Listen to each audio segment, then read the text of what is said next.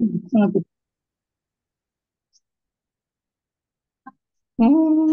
शिवनाम्नि विभाविते अन्तरङ्गे महति ज्योतिषि मानिनी मयार्थे दुरितान्यपयान्ति दूरदूरं मुहुरायान्ति महान्ति मङ्गलानि हुते सकलकल्याणभाजनं यत्र जायते पुरुषस्तमजं नित्यं व्रजामि शरणं हरिम् हरिः ॐ शन्नो मित्रः शं वरुणः शन्नो भवत्पर्यमां शन्न इन्द्रो बृहस्पतिः शन्नो विष्णुरुक्रमः नमो ब्रह्मणे नमस्ते वायो त्वमेव प्रत्यक्षं ब्रह्मासि त्वमेव प्रत्यक्षं ब्रह्म वदिष्यामि कृतं वदिष्यामि सत्यं वदिष्यामि तन्मावतु तद्वक्तारमवतु अवतु माम् अवतु वक्तारम् ॐ शान्ति शान्ति शान्तिः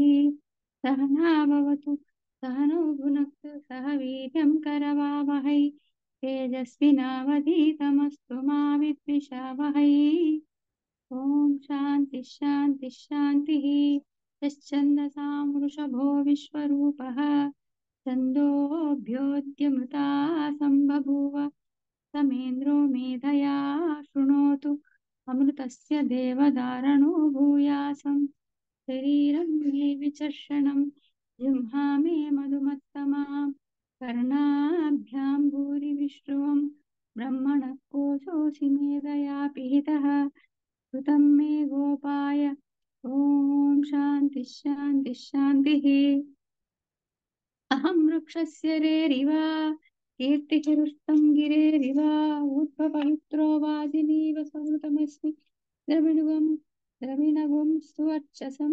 सुमेधामृतोक्षितः इति त्रिशङ्कोर्वेदानुवचनम् ॐ शान्ति शान्ति शान्तिः पूर्णमिदं पूर्णमिदं पूर्णात् पूर्णमुदच्यते पूर्णस्य पूर्णमादाय पूर्णमेवावशिष्यते ॐ शान्ति शान्ति शान्तिः आप्यायन्तु ममाङ्गानि वाक्पाणिचक्षुश्रोत्रमधो बलमिन्द्रियाणि च सर्वाणि सर्वौ ब्रह्मोपनिषदं माहं ब्रह्मा निराकुर्यां मा ब्रह्म निर्मा करोद निराकरणमे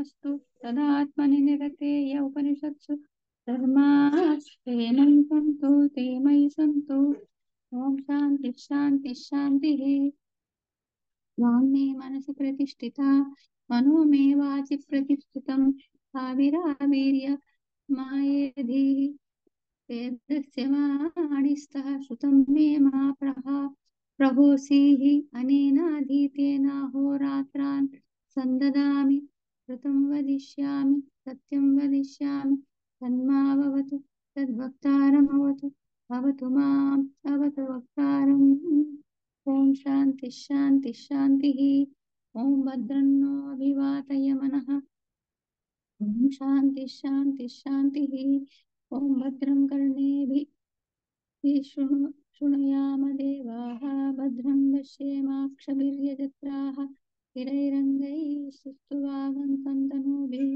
दशेम देवहितं यदायुः स्वस्ति न इन्द्रो वृद्धश्रवाः स्वस्ति न पूषा विश्ववेदाः स्वस्ति नस्ताक्षो अरिष्टनेमिः स्वस्ति नो बृहस्पतिर्ददातु ॐ शान्ति शान्ति शान्तिः ॐ नमो ब्रह्मादिभ्यो ब्रह्मविद्यासम्प्रदायकर्तृभ्यो वंशऋषिभ्यो नमो गुरुभ्यः सर्वोपप्लवरहितप्रज्ञानगणविद्यगर्भो ब्रह्मैवाहमस्मि हरिः वो भगवः सदाशिवसमारम्भां शङ्कराचार्यमध्यमाम् अस्मदाचार्यपर्यन्तां वन्दे गुरुपरम्पराम् नारायणं पद्मभुवं वसिष्ठं शक्तिं च तत्पुत्रपराशरं च व्यासं सुखं गौडपदं महान्तं गोविन्द योगीन्द्रमथात्य शिष्यं श्रीशङ्कराचार्यमथात्य पद्मपादं च हस्तामलकं च शिष्यं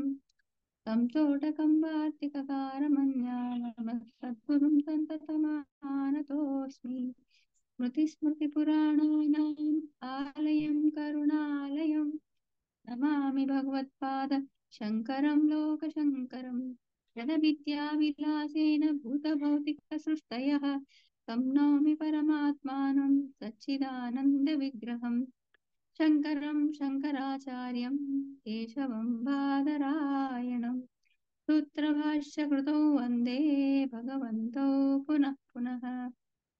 श्रीदक्षिणामूर्तिस्तोत्रम् मौनव्याख्या प्रकटितपरब्रह्मतत्त्वं युवानं वर्षिष्ठान्ते वसदृशिगणैरावृतं ब्रह्मनिष्ठैः आचार्येन्द्रं करकलितचिन्मुद्रमानन्दमूर्तिं स्वात्मारामं मुदितवदनं दक्षिणामूर्तिमीडे विश्वं दर्पणदृश्यमाननगरी तुल्यं निजान्तर्गतम् पश्यन्नात्मनि मायया बहिर्भूतं यदा निद्रया यत्साक्षात् कुरुते प्रबोधसमये स्वात्मानमेवाद्वयम् तस्मै श्रीगुरुमूर्तये नमः इदं श्रीदक्षिणामूर्तये बीजस्यान्तरिवाङ्करो जगदिदं प्राग्निर्विकल्पं पुनः माया कल्पितदेशकालकलना वैचित्रचित्रीकृतं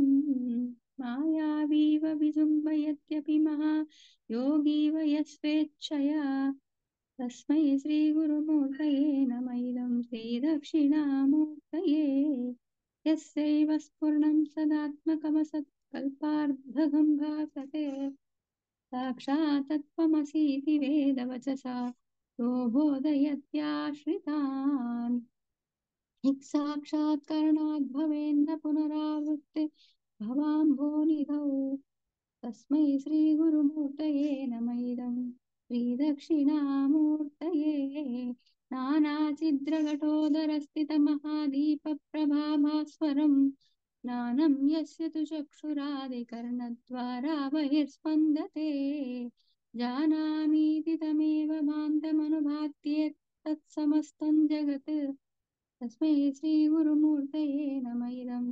श्रीदक्षिणामूर्तये देहं प्राणमपीन्द्रियाण्यपि चलां बुद्धिं च शून्यं विदुः श्रीबालाङ्कजडोपमास्पहमिति भ्रान्ता वृषं वादिनः मायाशक्तिविलासकल्पितमहाव्यामोहसंहारिणे तस्मै श्रीगुरुमूर्तये नमः इदं श्रीदक्षिणामूर्तये राहुग्रस्तदिवाकरेन्द्र हिन्दुसदसो मायासमाच्छादना तन्मात्रः करणोपसंहरणतो यो भूषुषुप्तुः पुमान् रागस्वास्वमिति प्रबोधसमये यः प्रत्यभिज्ञायते तस्मै श्रीगुरुमूर्तये नमः इदं श्रीदक्षिणामूर्तये बाल्यादिष्वपि जाग्रदादिषु तथा सर्वास्वस्थास्वपि जावृत्तास्वनुवर्तमानमहमित्यन्तः स्फुरन्तं सदा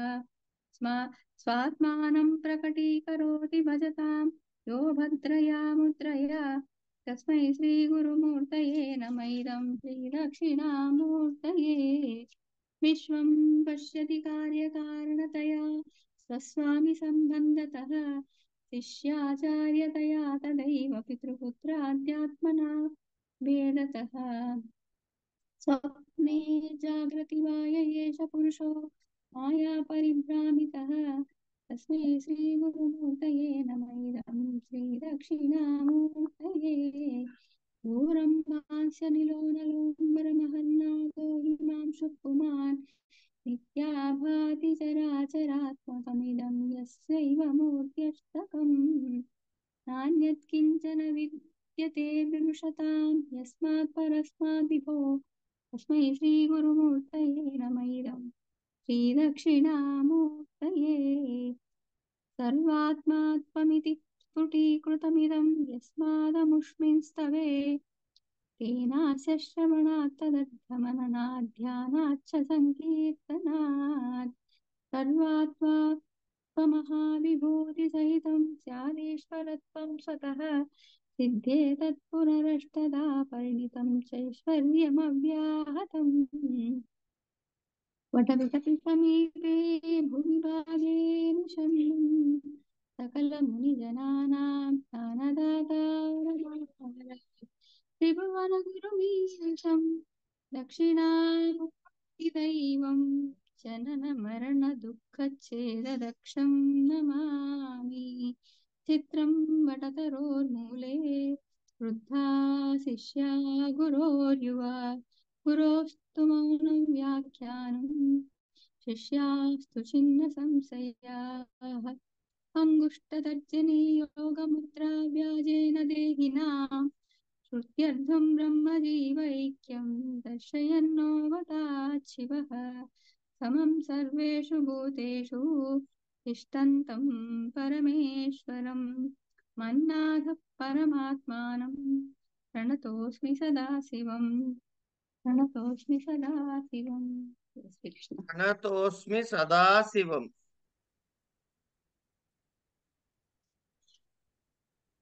ప్రణతోస్మి సదాశివం.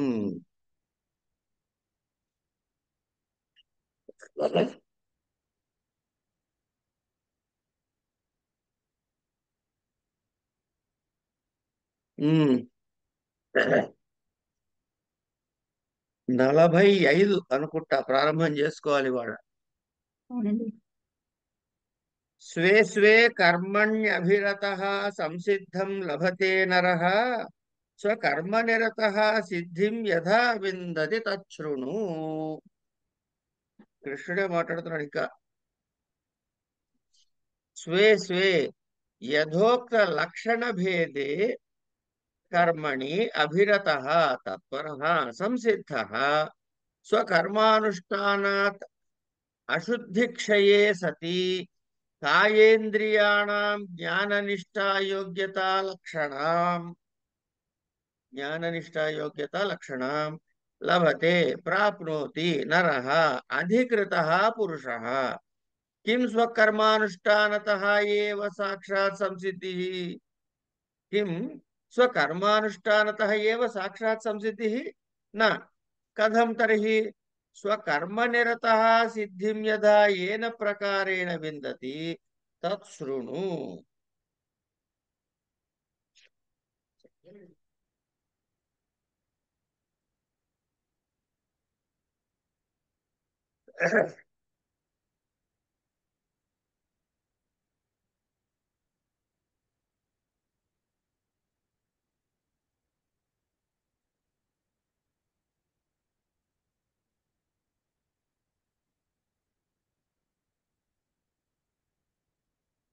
స్వే స్వే కర్మణి అభిరతః తమ తమ సంబంధమైనటువంటి కర్మలయందు ఎవడైతే అనురక్తుడై ఉంటాడో వాడు జ్ఞాన నిష్ఠాయోగ్యత రూప సిద్ధిని పొందుతాడు. ఇది విషయం.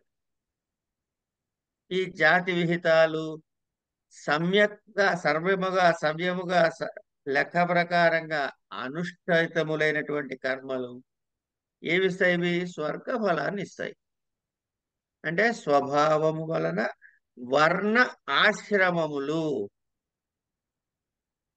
స్వభావతో వర్ణాశ్రమ స్వకర్మనిష్ట. ముందు మనం ఏమైనా చదువుకోలేదా ఇందులో? ఏతేషాం జాతి విహితానాం కర్మాణాం సమ్యక్ అనుష్ఠితానాం స్వర్గప్రాప్తి ఫలం స్వభావతః వర్ణ ఆశ్రమాశ్చ స్వకర్మనిష్టాః ప్రేత్య కర్మఫలం అనుభూయ తతః శేషేణ విశిష్ట దేశ జాతి కుల ధర్మాయుశ్రుత విత్త సుఖమేధస జన్మ ప్రతిపద్యంతే. ఇది గౌడపాద కారికలు కాదు, గౌతమ ధర్మ సూత్రాలు. ఇత్యాది స్మృతిభ్యః పురాణే చ వర్ణినాం ఆశ్రమిణాం చ లోకఫలే భేద విశేష స్మరణాత్ కారణాంతరత్తు ఇదం భక్ష్యమాణం ఫలం. ఇది వదిలేసాను చదువుకోవటం ముందు.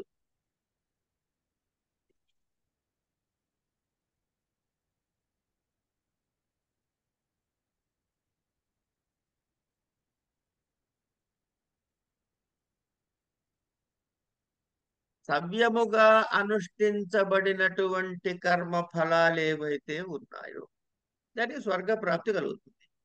అంటే వర్ణము, ఆశ్రమము అట్లా ద్వారా ఏవైతే వర్ణమును చెందినవాడో, ఏ ఆశ్రమాన్ని ఉన్నవాడో ఆయా వర్ణ ఆశ్రమముల యొక్క నిర్దిష్టమైనటువంటి స్వకర్మలలో ఉన్నవాడే ఆ స్వకర్మలు అనుష్ఠించిన వాడైన వాడు దేహపతనానంతరము మరణానంతరము స్వర్గాన్ని పొందుతాడు. ఎందుకు? ఈ కర్మఫలాన్ని అనుభవించడానికి.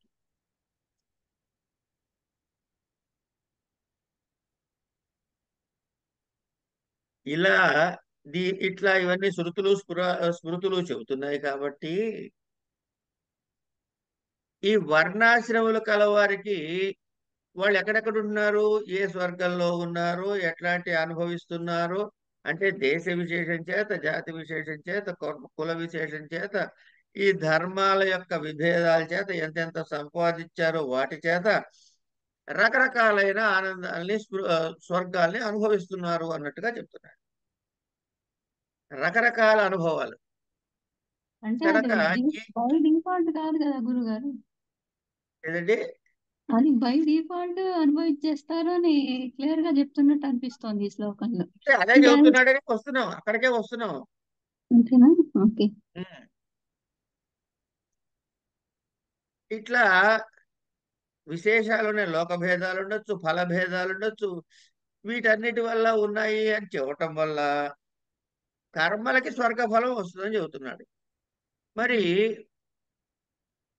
స్వర్గం అనుభవిస్తే మళ్ళీ ఎక్కడికి పోవాలండి? వచ్చాను బ్యాక్ టు పెవిలియన్. అట్లా కాకుండా మరి తమ తమ వర్ణాశ్రమములకు ఏవైతే విహితములైనటువంటి కర్మానుష్ఠాన పరుడైన వాడు దానివల్ల జరిగేది ఏమిటయ్యా అంటే పాపము నశిస్తుంది అన్నాడు. పాపము నశించిన తర్వాత ఏమిటవుతుందిట?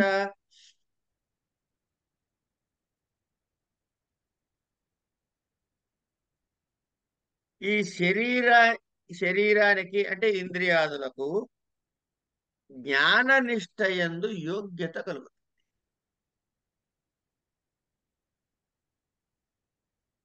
ఇప్పుడు ఎప్పుడైతే ఆ యోగ్యతను పొందుతాడో అలా పొందుతాడు అని అన్నాడు. ఇప్పుడు ప్రస్తుతం ఏమన్నాడు అంటే స్వే కర్మణ్యభిరత సంసిద్ధిం లభతే నర స్వకర్మ నిరత సిద్ధిం యథా విందతి.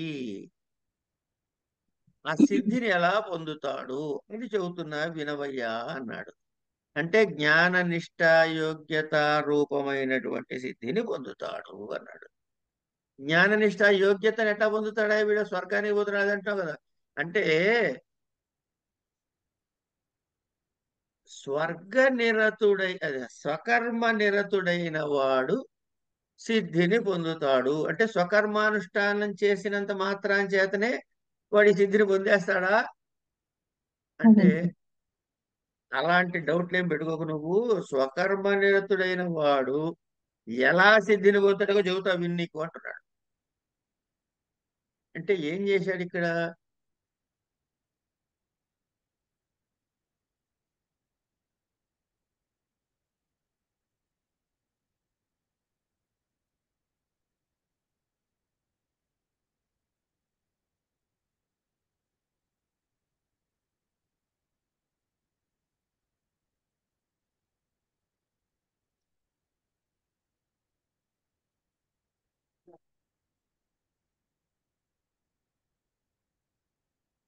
పాయింట్ ఏంటంటే మనం గుర్తు పెట్టుకోవాల్సింది కర్మలు చేస్తే ఏమొస్తాయండి? ఏవో ఫలితాలు వస్తాయి. ధర్మమో అధర్మమో శుభమో ఏదో మొత్తానికి వస్తాయి. అవి మళ్ళీ అనుభవించాలి.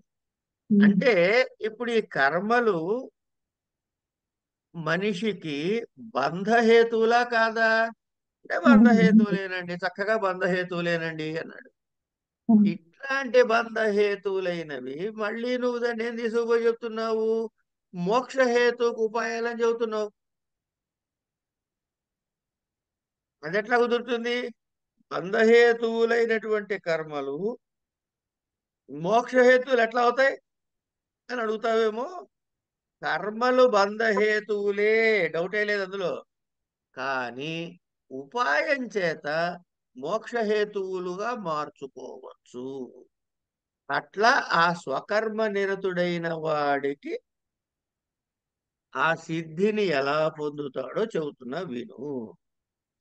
విని వింటే ఏం చేయాలి? విని ఊరుకోవడానికే, చప్పట్లు కొట్టడానికే కాదు, విని ఆ రీతిగా మనం నిశ్చయించుకోవాలి అని చెబుతూ తర్వాతి శ్లోకం చెబుతున్నాడు. ఏమని? స్వే స్వే యథోక్త లక్షణ యతః యతః ప్రవృత్తిర్భూతానాం ఏన సర్వమిదం తతం స్వకర్మణా తమభ్యర్చ్య సిద్ధిం విందతి మానవః. యతః యస్మాత్ ప్రవృత్తిః ఉత్పత్తిః చేష్టా ఇవ యస్మాత్ అంతర్యామిణః ఈశ్వరాత్ భూతానాం ప్రాణినాం స్యాత్ ఏన ఈశ్వరేణ సర్వం ఇదం జగత్ తతం అంటే వ్యాప్తం స్వకర్మణ పూర్వోక్తేన ప్రతివర్ణం ఈశ్వరం అభ్యర్చ పూజయిత్వా ఆరాధ్య కేవలం జ్ఞాననిష్ట యోగ్యతా లక్షణాం సిద్ధిం విందతి మానవః మనుష్యః.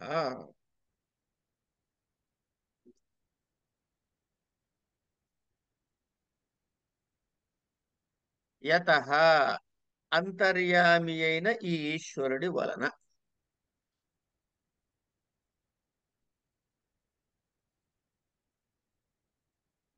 అంతర్యామి అయినటువంటి ఈ ఈశ్వరుడి వల్ల ఏమిటవుతుంది?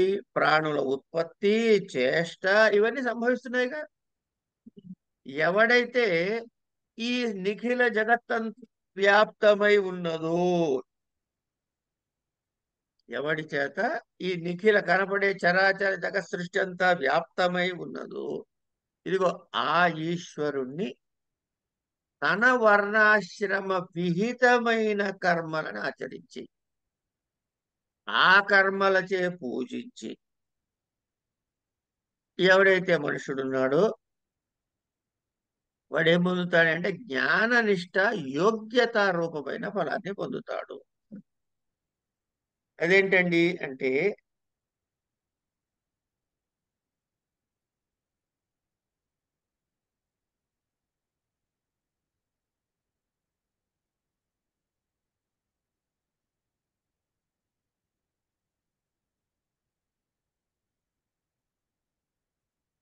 ఈశ్వరుడు ప్రతి జీవి యందు కూటస్థుడే ఉన్నాడు. ఇంత ముందు వరకు చెప్పుకుంటూ వచ్చాడుగా మనకి. కనుక ఈ మాయతో ఉపాధిని పొందినటువంటి ఆ చైతన్యం ఏమిటి? ఆనంద ఘనమైనది.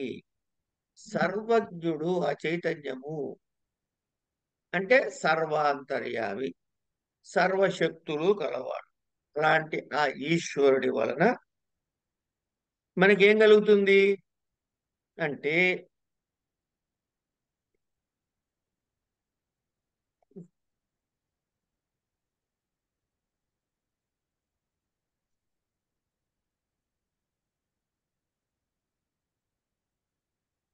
ఈ ఈశ్వర చైతన్యం ఎప్పుడుందయ్యా? మూడు కాలాల్లోనూ ఉంది. మూడు కాలాల్లోనూ ఉంది. సర్వాంతర్యామి అతడు.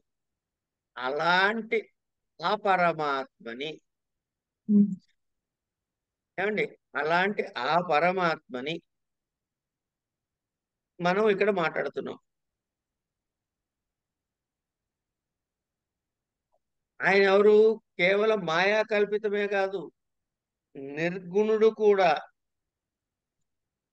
మాయా రహితుడు కూడా, నిరంజనుడు కూడా. కనుక అలాంటి ఆయనని మనము ధ్యానిస్తున్నాం ఇక్కడ. ఈ ధ్యానించడం ద్వారా జరుగుతున్నది ఏమిటి అంటే, ఎవడైతే తన వర్ణాశ్రమ విహితములైనటువంటి కర్మలతో ఆచరిస్తూ ఉంటాడో, ఇదిగో ఆ పరమేశ్వరుడు సంతృప్తి చెందుతాడు. కనుక సంతృప్తి చెంది ఏం చేస్తున్నాడు ఆయన అంటే, ఆయన అనుగ్రహం వల్ల ఇతనికి ఏకాత్మ ఒకటే, ఆత్మ పదార్థము ఒకటి అనేటటువంటి జ్ఞాననిష్ట కలిగేందుకు కావలసిన యోగ్యతను సంపాదిస్తాడు, అనుగ్రహిస్తాడు. ఏమిటా యోగ్యత అంటే ఏం లేదండి, అంతఃకరణ శుద్ధినిస్తాడు అని.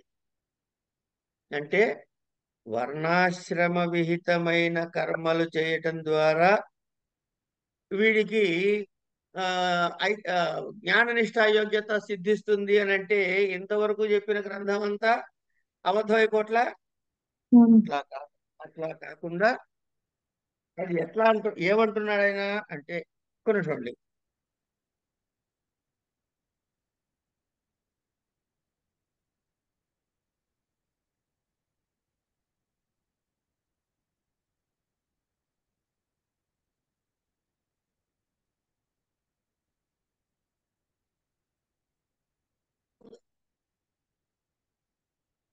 మనం పలహారం చేసినట్టు దానికి కూడా పలహారం పెట్టకపోతే అది పనిచేయదు.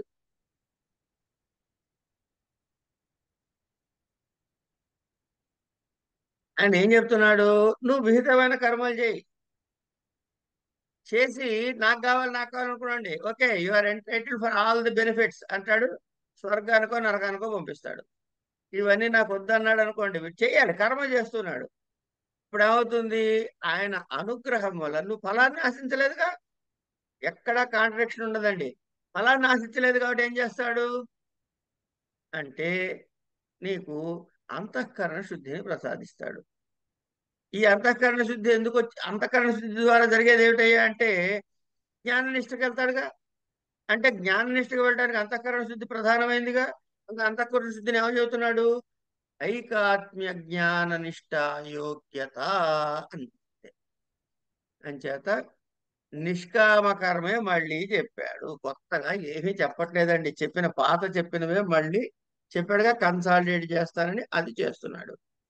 యతః ఏవం అతః శ్రేయాన్ స్వధర్మో విగుణః పరధర్మాత్ స్వనుష్ఠితాత్ స్వభావనియతం కర్మ కుర్వన్నాప్నో నా ఆప్నోతి నా ఆప్నోతి కుర్వన్నా ఆప్నోతి కిల్బిషం. ఎవరు?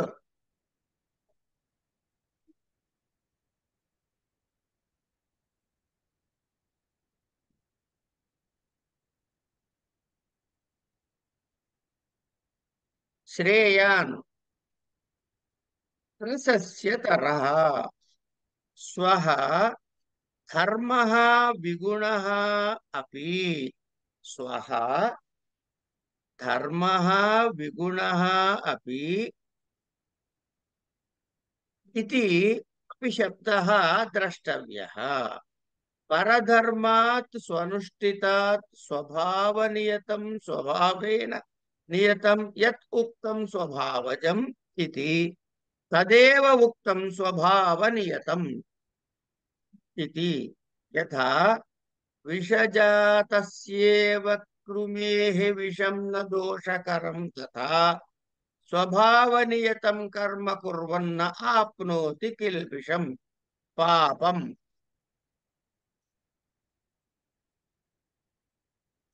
ఈ తలుపు దగ్గరికేవే.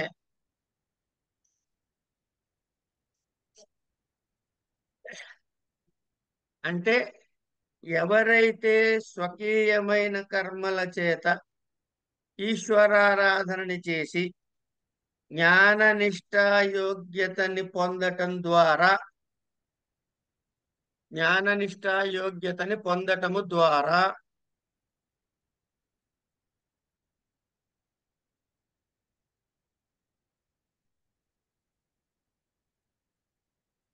ఎంత చెప్పుకున్నా ఒక్క దగ్గరే ఆగుతామండి. మూడే పాయింట్లు, మీరు ఎన్ని రకాలుగా అయినా దీన్ని చూడండి భగవద్గీతని. మూడే స్టెప్పులు, నాలుగో స్టెప్ లేదు. ఒకటి, నీ ఏడుపు నువ్వు ఏడుచుకుని నీ కర్మలు నువ్వు చేసుకుంటూ దాని ఫలితాలు అనుభవిస్తూ జీవితం గడిపేయటం. వాడు తిరుగుతూనే ఉంటాడు చక్రంలో. రెండోది, నేను చేసేది చేసుడే, చేస్తా కానీ నాకు ఫలితం అక్కర్లేదు. నాకు ఏదైతే కర్మ చెప్పబడిందో నేను చేయాల్సింది ఉందో అది నేను చేస్తా. అయితే ఏమయ్య నీకు చెప్పింది ఏంటి, నువ్వు ఫలానా చేయమని. అది కాకుండా నువ్వు ఇష్టం వచ్చి చేసావు అనుకో, అప్పుడు నువ్వు స్వకర్మ చేసినట్టు కాదుగా, అంటే దోషంగా చరించినట్టేగా. అది ఎంత అద్భుతంగా చేయగాక, అది ఎంత అద్భుతంగా చేసినా నీ స్వకర్మ చేసినట్టు కాదు. కానప్పుడు పాపం వచ్చి తీరుతుంది కనుక దాని జోలికి పోక్కర్లే. కానీ నీకు చెప్పిన పని నువ్వు చేస్తున్నావు అనుకో, ఎట్లా ఫలితం ఆశించకుండా. మరి ఏదో ఒక కర్మ చేస్తే దానికి ఒక ఫలితం ఉండాలిగా. నువ్వేనా ఫలితాన్ని ఆశించట్లేదు, వాడికి వదిలేసావు కనుక వాడేం చేస్తాడు నీకు, జ్ఞానాన్ని సమ్యక్ జ్ఞానాన్ని సముపార్జించటానికి కావలసినటువంటి అంతఃకరణ శుద్ధిని ప్రసాదిస్తాడు. కనుక ఎవడైతే స్వకర్మల చేత ఈశ్వరారాధన చేస్తాడో ఉమ్. వాడికి జ్ఞాన నిష్ఠాయోగ్యత ప్రాప్తిస్తుంది. ఎలాంటి కర్మయ్యా, ఒక్క నిమిషం అమ్మ. ఎలాంటి కర్మయ్యా, ఏమండి ఫలానా వారు చేస్తున్నది చాలా గ్రేట్ కర్మ, వాడదండి నిజంగా అదండి పని అంటే, మాది ఉంది చెక్ అనుకున్నాను అనుకోండి, ఇది కుదరదు అంటున్నాడు మళ్ళీ. అంటే ఇక్కడ మనం గమనించాల్సింది ఏంటంటే అంతఃకరణ శుద్ధి కలగటానికి ఉమ్. విహితమైన ఏ కర్మనైనా సరే, అంటే ఇక్కడ ఒకటి గొప్పది ఒకటి తక్కువది అనే నిర్ణయము లేదు. ఎవరికి విహితమైన కర్మ వారికి అన్నాడంతే. ఇందులో ఉచ్చ నీచలు అనేవి లేవు, కర్మలన్నీ సమానమే. ఉమ్. ఎప్పుడు తేడా వస్తుందిట, అబ్బో అది గొప్పగా ఉందని అందులో దూరుతాడు వీడు, వీడు వదిలేసి వదిలేసి దూరుతాడు చూసారా, అది తప్పు అన్నాడు. ఇష్టమ కన్నా వదిలిపెట్టు. కనుక ఎప్పుడైనా సరే నీకు నీ వర్ణ ఆశ్రమానికి విహితమైనటువంటి స్వధర్మం ఏదైతే ఉందో అది ది బెస్ట్ ప్రశస్యతరము. అంచేత నీ స్వభావానికి నిర్దిష్టమైనటువంటి కర్మ ఏదైతే ఉందో, నీ స్వభావానికి నియతమైన నిర్దేశించబడిన కర్మ ఏదైతే ఉందో ఆ కర్మని ఆచరిస్తున్నవాడు వాడు ఏం చేయాలంటే పాపమును పొందడు. రెఫర్ టు మహాభారతం ధర్మ వ్యాధుడి కదా. That's it. కనుక ఇది స్వభావజం అన్నాడు. అంటే వర్ణాశ్రమములకు నిమిత్తముగా చేసే కర్మల్ని స్వభావ నియతమైన కర్మ అన్నాడు. అంటే మనుష్యుడికి ప్రధానమైనది స్వధర్మమే, అదొక్కటే భగవద్ అనుగ్రహ హేతువు. బ్రహ్మాండంగా చేసే ఇంకో ధర్మం ఏదైనా ఉన్నా కూడా దానికన్నా కూడా నీ స్వధర్మమే ప్రశస్తమైనది. ఇది జనరల్ ఇంప్లికేషన్. ఇక మనం కాంటెక్స్చువల్ గా చెప్పుకోవాలనుకోండి, కృష్ణుడు ఏం చేశాడు, అరే స్వభావజమైన కర్మ పాపహేతు కాదురా నాయనా, నీకు అంతఃకరణ శుద్ధిని ప్రసాదిస్తుందిరా నాయనా, దీనికన్నా గొప్పగా ఉన్నది ఏదైనా ఉండి ఉండవచ్చుగాక, దాన్ని నువ్వు ఆచరించడం ఏం ఉపయోగం లేదు, ప్రశస్తం కాదు అది అని అనటం ద్వారా, నాయనా అర్జున నువ్వు క్షత్రియుడివి, నీ క్షత్రియ సంబంధమైనటువంటి స్వకర్మ ఏమిటో యుద్ధం చేయటం. అది కాకుండా అబ్బో నేను ఇవన్నీ వదిలేసి ఆశ్రమ స్వీకారం చేసి సన్యాసిని అయిపోయి యతిని ఈ ఊహిస్తున్నావే, అది గొప్పదే అయి ఉండొచ్చు కాక, ఆశ్రమం ఆ లక్షణాలు చాలా గొప్పవి అయి ఉండొచ్చు కాక, కానీ నువ్వు చేయాల్సిన పని ఏమిటి అంటే నీ నీ స్వభావయుక్తమైన కర్మని ఆచరించుట, అంటే యుద్ధం చెయ్యాలి అని చెప్పడం. అంటే స్వధర్మములో అయినటువంటి యుద్ధాన్ని కూడా నువ్వు చెయ్యాలి. ఎట్లా, బంధువు ఉన్నాడు వాడున్నాడు వీడు చస్తాడేమో దీనివల్ల నాకు నష్టం వస్తుందేమో, ఈ స్టోరీ టెల్లింగ్ వద్దు నాయన, ఉమ్. ఇవన్నీ నాకు చెప్పొద్దు, ఓ చెయ్యి అని చెబుతున్నాడు. అంటే ఎప్పుడు ఏం చేయాలి? ఇప్పుడు ఇక్కడ జరిగేది ఏమిటవుతుంది? ఇక్కడ ఉన్నవాడు బంధువులు ఉన్నారు. నువ్వు యుద్ధం చేయడం నీ ధర్మము. కానీ అక్కడ బంధు ప్రీతి అది ఉండకూడదు. అంటే ఇక్కడ ఏం చెప్పాడు మళ్ళీ? చెప్పకుండా చెప్పింది ఏంటంటే సుఖ దుఃఖాలని సమముగా చూసే అలవాటు చేసుకో నాయనా అని చెప్పాడు. మంచి పాయింట్ ఇది. సుఖ దుఃఖ అంతే కదండి. వాడు కొడుతుంటే వాడి దుఃఖం వచ్చేస్తుండగా అది రానికుండా చేసుకో. సుఖం దుఃఖం సమంగా ఉంచుకోవాలి. ఇట్లా ఇట్లా విహితమైనటువంటి నీకు విహిత యుద్ధం దాని అంగభూతంగా వచ్చే బంధుహింస జరుగుతుంది గాక దానివల్ల నీకు దోషం రాదు. అనేగా పైన చెప్పాడు. స్వభావయుక్తముగా చేసేది వేరే ధర్మము కన్నా గొప్పదైనటువంటి వేరే ధర్మం ఉన్నప్పటికీ కూడా నీ ధర్మాన్ని నువ్వు ఆచరిస్తుంటే నీవు దోషాన్ని పొందవు అని చెప్పాడుగా. పాపాన్ని పొందడు అన్నాడుగా. అది స్వభావజం అన్నాడుగా. కనుక నువ్వు చేయాల్సిన అంటే ఇక్కడ రెండు కాంటెక్స్లు కృష్ణుడు మాట్లాడి రెండు కాంటెక్స్లు చెప్పాడు. ఒకటి ఆ ఇష్యూ బేస్డ్ అర్జున పోయి యుద్ధం చేయన్నాడు. రెండోది ప్రతి వాడికి పనికొచ్చే మాట. ఇది ఈ విధంగా ఇక్కడ చెప్పాడండి. ఇది అయిన తర్వాత ఇక్కడ ఆపుదో ఇవాళ ఎవరో వస్తా అన్నారు. ఓ పెద్ద 90 ఏళ్ళు ఆయన వచ్చి బయట కూర్చుని ఉన్నారట. ఇక్కడికి ఆపేస్తా ఇవాళ. ఆయన్ని పంపించాలి. ఏమనుకోద్ది వాళ్ళు తొందరగా ఆపుకుంటున్నామని ఇక్కడికి ఆపుతాం.